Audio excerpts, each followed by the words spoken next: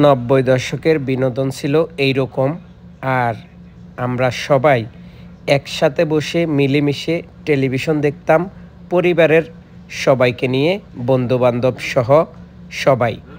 আর 2024 সালে আসি, এখন বিনোদনের অবস্থান এই রকম। একই সাথে একই ছাদের নিচে একই জায়গায় সবাই একসাথে থাকি, অথচ বিনোদন সবাই আলাদা আলাদা যার যার মোবাইলে সবাই দেখতেছে। এরকম বিনোদন দেখার চাইতে না দেখা অনেক ভালো। কারণ 90 দশকে যখন আমরা একসাথে বসে নাটক সিনেমা দেখতাম, হই উল্লাস আনন্দ করে আমাদের দিনগুলা কেটে যেত।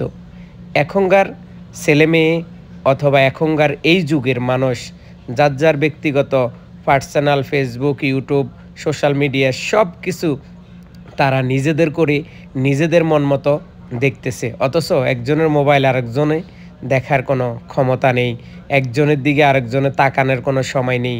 কে কী খাচ্ছে, কে কী করতেছে, কারো প্রতি কারের কোনো দয়া মায়া কিছুই নেই, শুধু বিনোদন আর বিনোদন।